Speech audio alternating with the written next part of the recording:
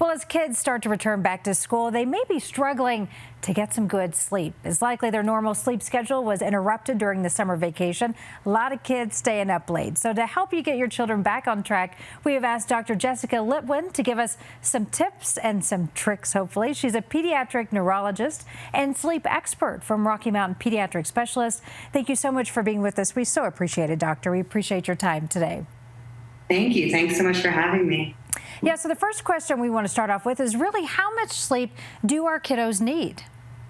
So that definitely varies a lot depending on their age.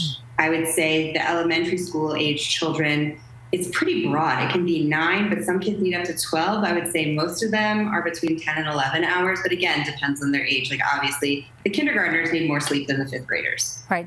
So what can we do as parents? I know I have a 7th grader, 12-year-old, starting school here soon. So what can we do to try to get these kids back on a good schedule after it's been all over the place during the summer months?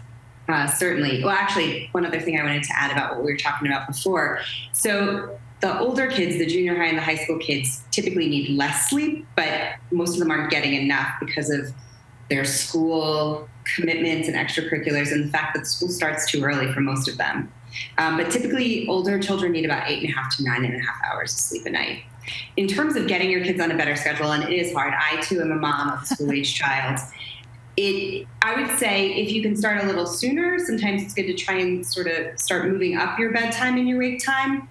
Typically, if you want to make bedtime earlier, you can't just jump an hour or two earlier. You can usually move it up about 15 or 30 minutes every 5 to 7 days.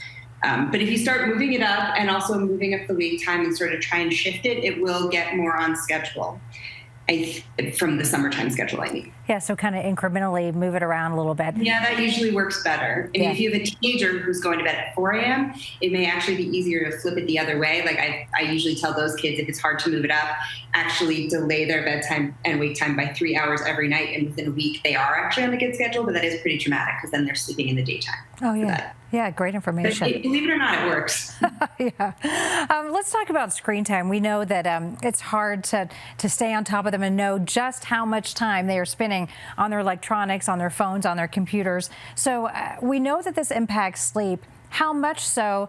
And when we know that they're playing on their electronics and using them, what time should we turn everything off? Yeah, I would say, I think the truth is electronics can be used for good. Does my son have all that stuff? Yes, he does. I'd say the biggest thing is it's a privilege and it's at parents' discretion. There should be other activities, and certainly a lot of physical activity in the daytime is really good for kids. It helps them be alert and focused and also sleep better at night.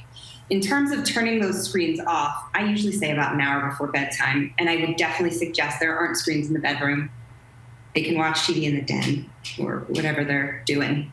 Yeah, and bring all those electronics downstairs if you can, right? Plug them in at the kitchen counter or something like that. That tends to help a little bit too. Or you can set child's, like, it locks on it, like that it goes off at a certain time. Oh, great. Okay. So let's talk about food too. We know we've been eating a lot of ice cream and sweets and hot dogs and all that yummy stuff. How important is eating? What type of factor does eating play into making sure that we get good sleep? Well, I would say certainly nutrition is important, and you don't have to take out the ice cream. That's like a main food group in my house. I would say more than anything, it's important to pay attention. I wouldn't have them eat something very sugary before bedtime. I certainly would try and stay away from caffeine later in the day or in the evening. But I mean, and as long as you're getting sort of a good healthy balance, like making sure there's some protein and some whole grains, some fruit and vegetables, but ice cream can still be on the menu. Dr. Litwin, is there anything we're missing that we haven't talked about? I feel like we've gone over so much here in just a couple of minutes. I just think this is such an easy and inexpensive way to help your kids be the best that they can be and do well in school, is to really encourage that they get enough sleep. Yeah. Thank you so much for being with us, and so important this time of year. We know it's going to be hard for the kids and hard for the parents too. We will put more healthy sleep resources on our website for you, and you'll find those at cbscolorado.com.